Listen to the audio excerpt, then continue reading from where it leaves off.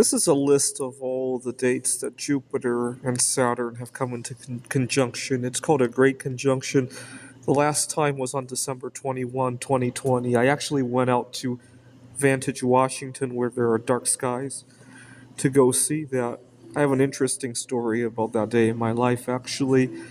I was dating an Asian girl. I had known her for 3 years in early 2020, and I had planned to propose to her on the night of the conjunction. I knew a very dark place in the night sky to do that at. And unfortunately, the events of that year, well, she lived with her grandparents, high risk people, and we couldn't see each other.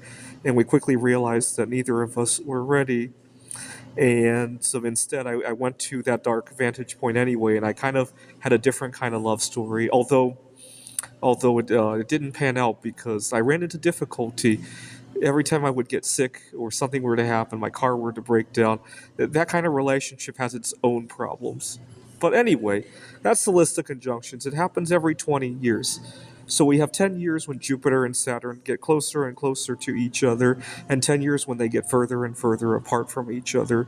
And what I find really ironic is if you look at platinum and palladium, when Jupiter and Saturn are coming close to each other, like the lead up into 2000 or the lead up into 2020, palladium tends to outperform platinum, and when they get further and further apart from each other, like the decade of the 2000s or the decade of the 2020s, platinum tends to outperform palladium. Right now, it's mostly just palladium falling. Platinum hasn't even gone up yet, right? So you still got a chance to buy.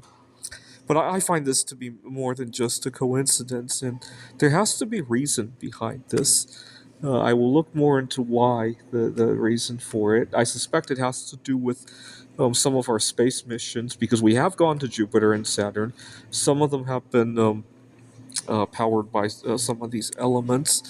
Now, what I found really fascinating is that one thing I like to do is correlate some of these charts with astrological cycles, and there's usually more than a trivial match. Right, I'll take a sine wave of corresponding to the Martian year, the Jovian year, or the lunar cycle, and there's usually a non-zero correlation, sometimes pretty high actually. But the most surprising one, this one correlated even stronger than the planets, was when I took the half-life of polonium 210, which is 138.376 days.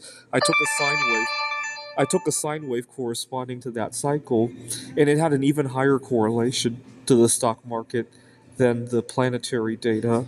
I suspect one reason that could explain that is some of the satellites we have for transacting the markets may run on polonium 210 RTGs, and that could work its way into the market in some way, right? That's my only explanation for. That was the most bizarre thing I've ever seen. This is the Peter Dislike Show. Bum bum bum bum bum bum bum bum bum bum bum bum.